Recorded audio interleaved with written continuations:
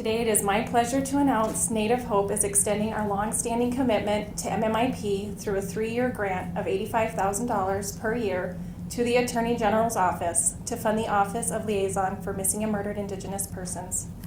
The decision to fund the grant was a logical next step in our commitment to the issue that has been a pillar of our work for 7 years now.